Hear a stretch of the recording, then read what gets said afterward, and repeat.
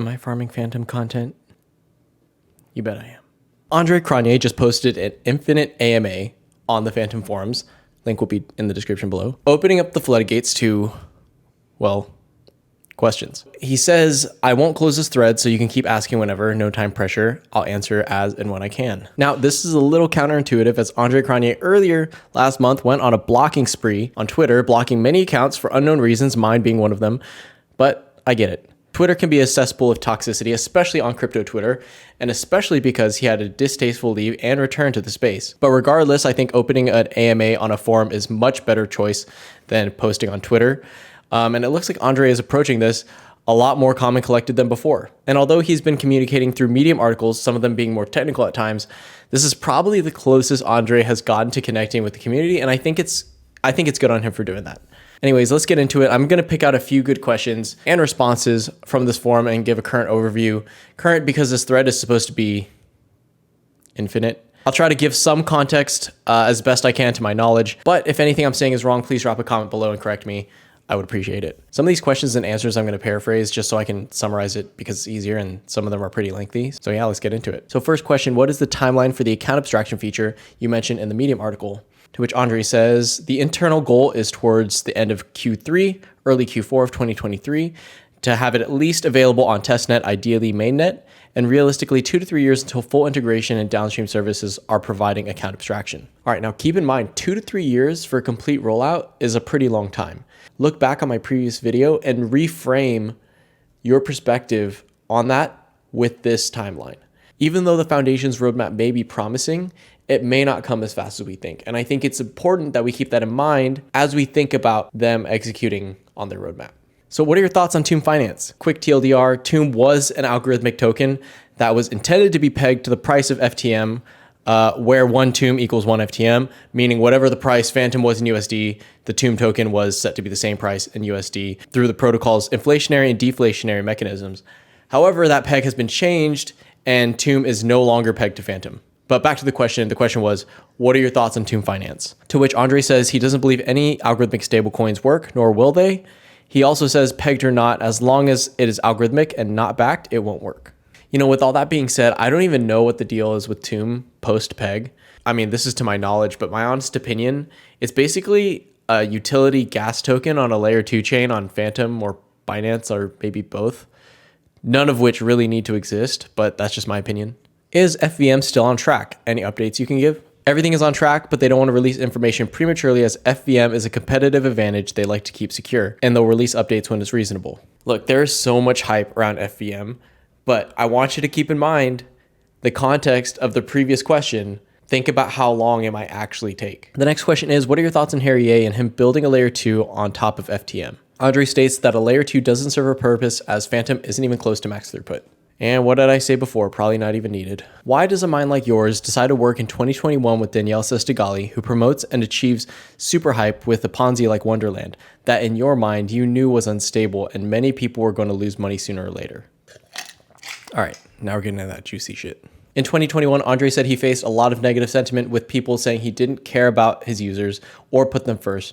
And despite this, Andre believed that Dani, the creator of Wonderland, cared deeply about community building and his users, and collaborating with Dani would have covered one of Andre's weak points. Andre makes it clear that he did not support or work on Wonderland because he says it was not sustainable, and also mentions that he would have no issues continuing to work with Dani otherwise. However, due to the events involving Sifu, Andre firmly closed the door on working with Dani. All right, so I didn't really follow this or the release of Solidly at the time, but I know there was a lot of hype.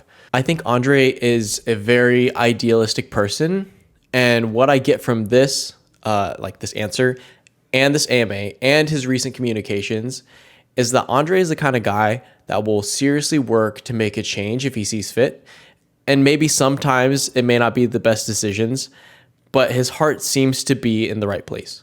Why did you come out with Solidly like that, knowing that there would be many people who believe in you and consider FTM as their home and would be affected? Andre deployed Solidly, but did not stress enough that it was immutable and not a project, but rather a primitive. He claims fault for poor communication on his end, but he also calls out big players in the Fantom ecosystem.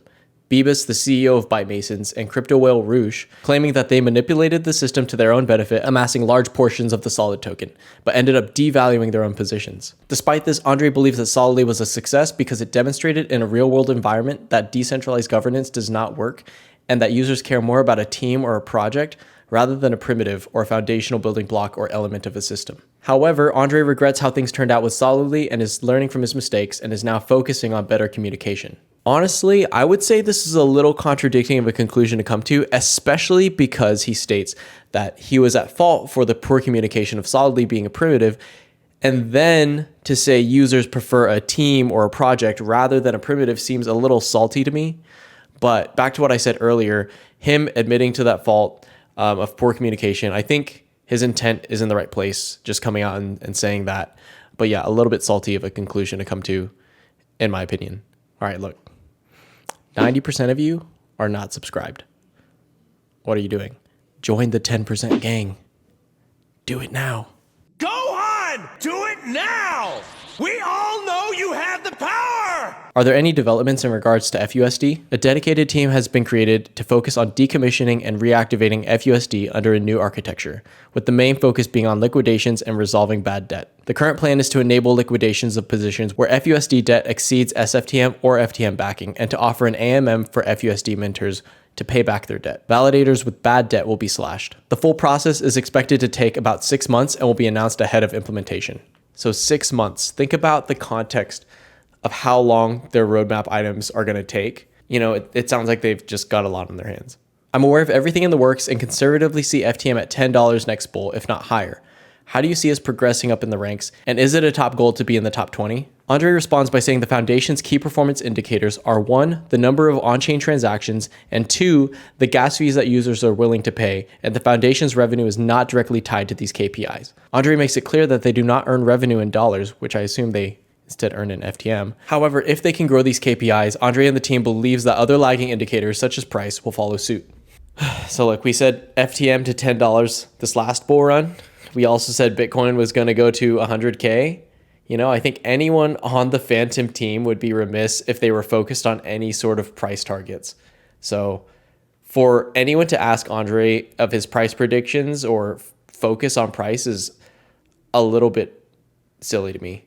Are you coming back on FTM for good or just temporary? Andre says his goal is to decentralize any projects he's involved with and admits to have a history of being too emotional and taking things too personally, leading him to rage quit and prioritize his mental health. Andre makes it very clear that he is not the entire Fantom team, which consists of over 100 people, and the project will continue to move forward even if he leaves in the future. Despite what many have done in the past, Andre advises against investing in a project because of him. Yeah, Andre is definitely an important figurehead, but we have to understand that Fantom is more than just Andre, and I think he's absolutely right in emphasizing that point. You know, Andre has his faults too and owns up to it, and I think it's good he's being more transparent with us about all this, and I think these communications would actually make it easier for him to remove himself, you know, as a perception to the masses at least, of him being like this idol figure starts falling apart, and he starts connecting more with the community. Like, I think it would be a lot easier for him after being connected to convey what he's feeling and then remove himself, you know, under whatever explanation to the community that